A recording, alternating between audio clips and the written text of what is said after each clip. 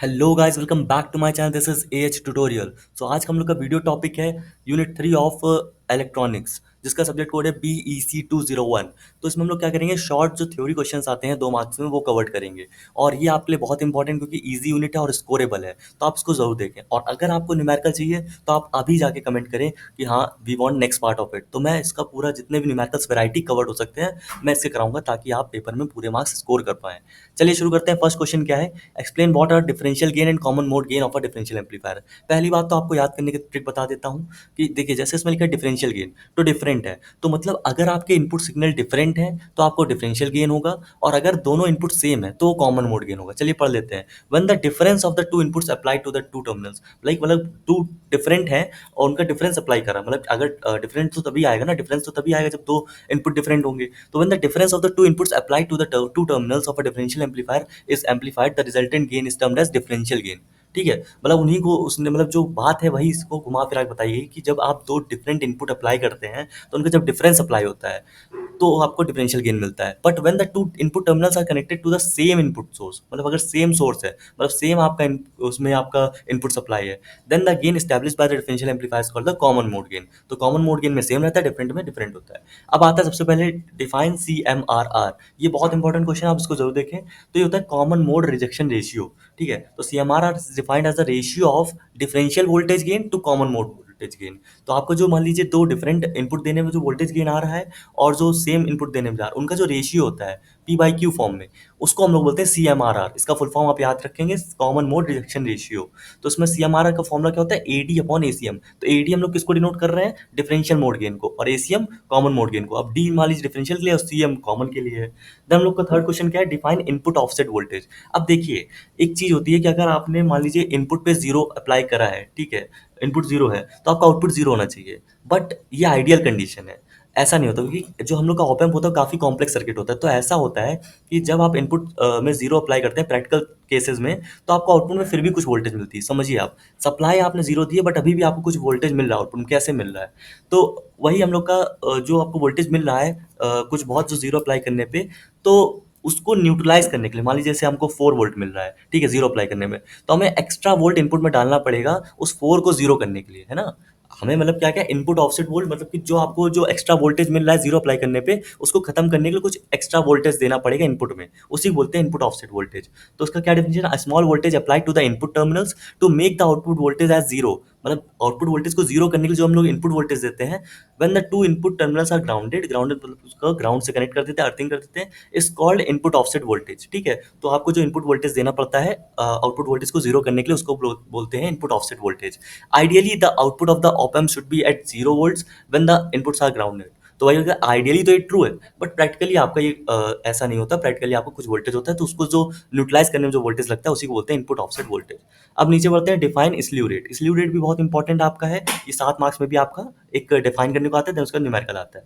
तो slew rate क्या होता है, slew rate of an op amp is defined as the maximum rate of change of output voltage per unit time. ये चीज ध्यान रखेंगे, maximum rate of change of output voltage है, मतलब कि आप जिस रेट से आपका, मतलब जितने टाइम से, जितनी जल्दी आपका आउटपुट वोल्टेज जो है वो चेंज हो रहा है, वो मैक्सिमम जो है उसी को बोलते हैं स्लीव रेट। तो क्या लिखा है, slew rate of an op amp is defined as the maximum rate of change of output voltage per unit time and it's express in, इसकी यूनिट क्या होती है, वोल्ट पर माइक्रो सेकेंड। तो आप यूनिट भी लिख के आएंगे हर बार। न्यूमेरिकल जो आता है बहुत ईजी आता है, मैं न्यूमेरिकल आपको नेक्स्ट पार्ट में कराऊंगा तो आपको क्लियर हो जाएगा। तो इसकी यूनिट याद रखेंगे क्योंकि यूनिट के बिना आपके मार्क्स कटेंगे।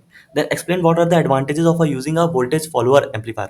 वोल्टेज फॉलोअर एम्पलीफायर को आप बफर एम्पलीफायर भी बोल देते हैं और यूनिटी गेन एम्पलीफायर भी बोल देते हैं। तो वोल्टेज फॉलोअर एम्पलीफायर की बात बस ये है कि देखिए इसमें क्या होता है, जो आउटपुट होता है वो इनपुट के बराबर होता है।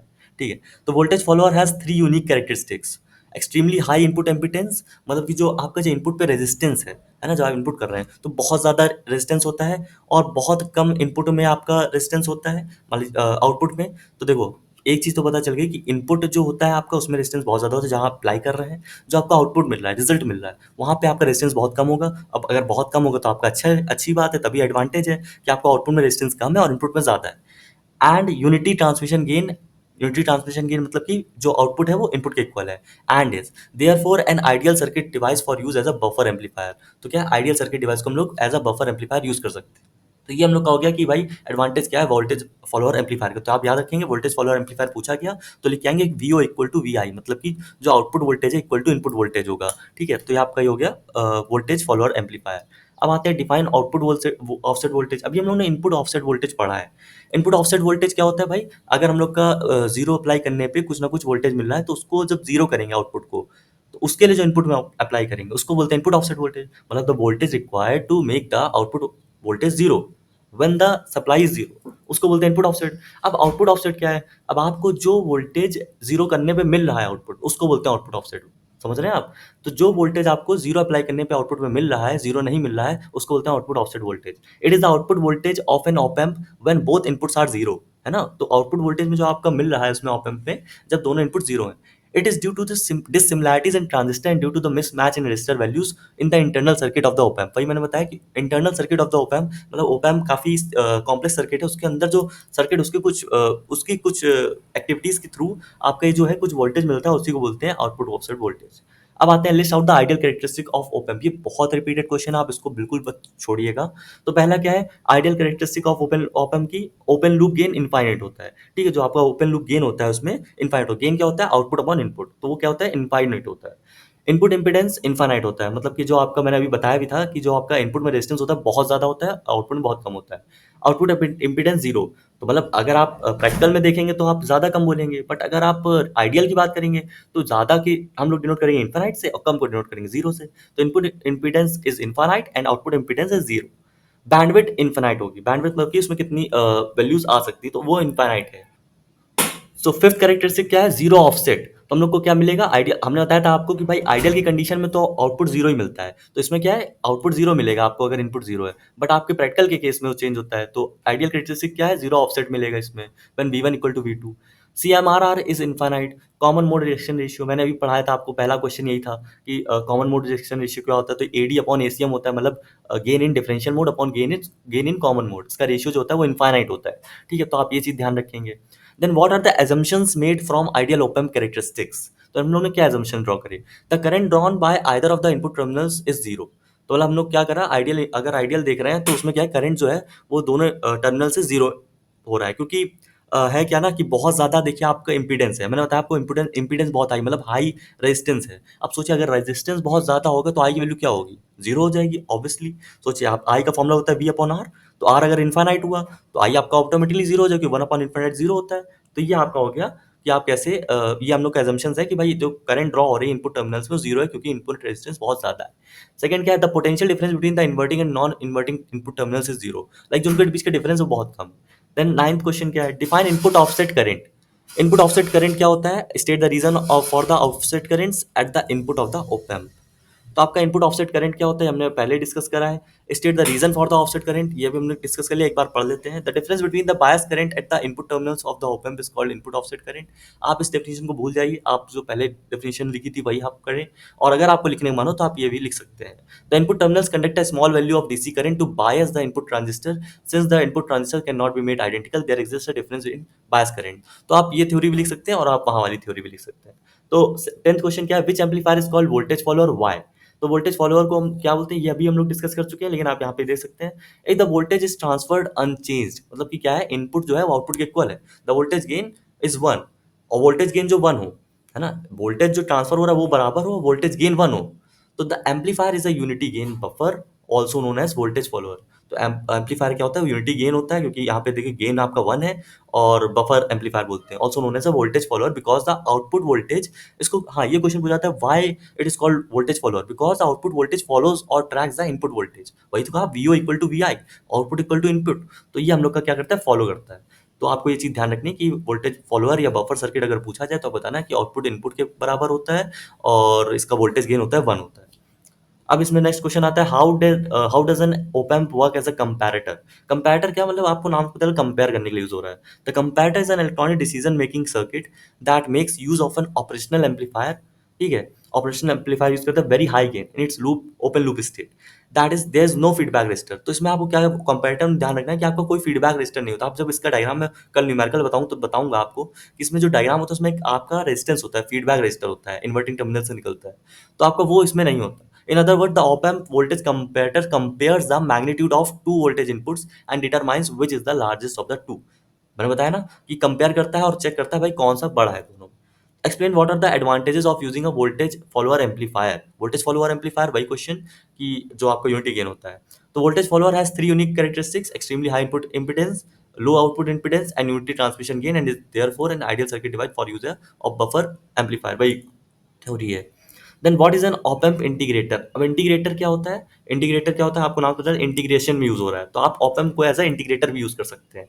तो an op amp integrator is a circuit that perform mathematical integration of an input signal. आपने कुछ इनपुट दिया, उसका इंटीग्रेट करके रिटर्न कर रहा है, तो उसी को इंटीग्रेटर बोलते हैं. देख रहे हैं आप कितना ज्यादा आपका सिमेंटिक टर्म्स है, आपको जो बोल रहे हैं वही आपको उसका काम भी है. समझ रहे हो? इट इज समझ रहे हो आप? It is designed using N operational amplifier. ठीक है, इसको ऑप एम्प से बनाते हैं एंड अ फीडबैक कैपेसिटर. इसमें हम लोग क्या रेजिस्टेंस की जगह कैपेसिटर लगाते हैं, बस इतना सा चेंज है कि इसमें आप लोग रेजिस्टेंस की जगह कैपेसिटर लगाते हैं फीडबैक में. The output voltage of the integrator is proportional to the integral of the input voltage over time. मतलब क्या कह रहे हैं कि जो आपका आउटपुट वोल्टेज है वो क्या आएगा, नाम से पता है, integration of input voltage. This type of circuit finds application in signal processing. कहाँ कहाँ यूज होता है? सिग्नल प्रोसेसिंग में, वेव फॉर्म शेपिंग में, फिल्टरिंग एप्लीकेशन में. For example, an integrator can be used to convert a square wave जो आपका ऐसे होती है, and into a triangular wave जो आपका ट्रायंगल फॉर्म में होती है, और to remove DC offset from a signal. Additionally it can be use in audio frequency application as a low pass filter. तो आप ये लिख सकते हैं इंटीग्रेटर का एप्लीकेशन क्या है, क्योंकि ये भी क्वेश्चन कई बार पूछा गया है. देन हम लोग बढ़ते हैं, what is an op amp differentiator and what is its application. तो an op amp differentiator is the circuit, नाम से पता डिफरेंशिएशन करेगा भाई. An op amp differentiator is the circuit configuration that produce an output voltage proportional to the input voltage rate of change. Rate of change होता है differentiation. तो क्या बोल रहा है, जो आउटपुट वोल्टेज आएगा वो किसके प्रोपोर्शनल होगा? आपके डिफरेंशिएशन के, इनपुट वोल्टेज के. तो in other words it performs differentiation of the input. So the circuits application includes in signal processing. अब डिफरेंशिएटर का क्या एप्लीकेशन है आपका, कि इसको हम लोग यूज करते हैं सिग्नल प्रोसेसिंग में, वही जैसे हम लोग इंडिकेटर यूज करते हैं, where it is used to detect high frequency components in a signal such as an demodulation of wave form shaping. तो आप इसका एप्लीकेशन लिख सकते हैं कि सिग्नल प्रोसेसिंग में यूज होता है. तो what is the significance of the open loop gain of an op amp. तो सिग्निफिकेंस क्या होता है ओपन लूप गेन का? The open loop gain of an op amp is the gain of the op amp when no feedback is applied. तो open loop मतलब क्या है भाई, अगर आपने कनेक्ट नहीं करा है इनपुट को आउटपुट से, तो मतलब कि अगर आपका जो फीडबैक रजिस्टर है वो मिसिंग है, क्योंकि फीडबैक रजिस्टर ही कनेक्ट करता है इनपुट को आउटपुट से, तो अगर वो मिसिंग है तो आप लोग उसको बोलेंगे कि भाई ये आपका ओपन लूप गेन कॉन्फ़िगरेशन है. The open loop gain of an op amp is the gain of the op amp when no feedback is applied. It is a measure of the amplifier's ability to amplify a signal. मतलब एक क्या gain, gain मतलब क्या बता रहा है कि भाई कितना गेन मिलेगा आपको, तो आपको बता रहे कितना एम्पलीफाई करेगा, एम्पलीफाई मतलब कितना उसको बढ़ा देगा. तो it is a measure to of the amplifier ability to amplify a signal without any external control. The open loop gain is very high for most of op amps. जो open loop gain होता है बहुत ज्यादा होता है, typically in the range of tens of thousand to million. तभी हम लोगों ने इसको एज अ इन्फिनाइट ट्रीट करा है अगर आप आइडियल इनपुट लेते हैं तो. Explain why the input terminals of an op amp are named as inverting input and non-inverting. तो op amp has two input terminals. आपको पता होगा कि एक इन्वर्टिंग होता है, नॉन इन्वर्टिंग होता है. नाम से पता चला, इन्वर्टिंग मतलब माइनस और नॉन इन्वर्टिंग मतलब plus. The input terminal marked with plus is named as non inverting, और because a signal applied to this input. हाँ, अब भाई प्लस क्यों है? क्योंकि उसकी कोई फेस चेंज नहीं आया. तो because it appears with the same polarity and amplified the output. मतलब सेम अगर आपका रिटर्न हो गया तो आपका वो बोलेंगे आपका कि नॉन इन्वर्टिंग है, इन्वर्ट नहीं करा मतलब उल्टा नहीं करा, अगर आपका सेम आउटपुट मिल गया जो आपने इनपुट दिया था. On the other hand, the input terminal marked with minus is named as inverting input because a signal applied to this terminal appears amplified but inverted. मतलब क्या, उल्टा हो गया. जैसे आपने प्लस दिया तो माइनस हो गया, माइनस दिया तो प्लस हो गया. तो आपका ये होता है माइनस इसलिए होता है कि आप इसको इन्वर्टिंग इसलिए बोलते हैं माइनस को, और प्लस को नॉन इन्वर्टिंग इसलिए बोलते हो कि वो चेंज नहीं करता. अब एक क्वेश्चन है, लास्ट क्वेश्चन है, डिफाइन PSRR. तो क्या होता है? The power supply rejection ratio. जैसे CMRR होता है वैसे पावर सप्लाई रिजेक्शन रेशियो होता है. Is defined as the ratio of the change in input offset voltage to the corresponding change in one power supply voltage. तो आपका जो ratio है change of input offset voltage का to the corresponding change in output, to the corresponding change in power supply. तो आप जो power supply दी और जो इनपुट ऑफसेट वोल्टेज है उसका जो रेशियो होता है उसको बोलते हैं हम लोग PSRR, with all remaining power supply voltage kept constant. तो PSRR का फॉर्मूला क्या होता है? Change in input offset voltage upon change in supply voltage. Input offset voltage कैसे डिनोट करेंगे? डेल्टा V इन और upon delta V supply. It is also called the supply voltage rejection ratio SVRR और power supply sensitivity. सो आपकी जो unit होती है इसकी P S R are की, वो होती है म्यू वोल्ट पर वोल्ट। ठीक है, तो आपकी ये यूनिट हो गई। और it ranges from 10 to the power -5 to 7 to 10 to the power -5। तो that's all about the short questions, 2 marks questions में कवर्ड हो गए, और कुछ 7 मार्क्स की जो थ्योरी आती है वो भी कवर्ड हो गई। अब अगर आप कमेंट करेंगे तो मैं आपका एक न्यूमेरिकल वीडियो बनाऊंगा जिसमें सारे A to Z जितने ओपन के न्यूमेरिकल हो सकते हैं वो कराऊंगा। और तब तक के लिए bye bye and have a nice day, और अच्छे से प्रिपेयर करें।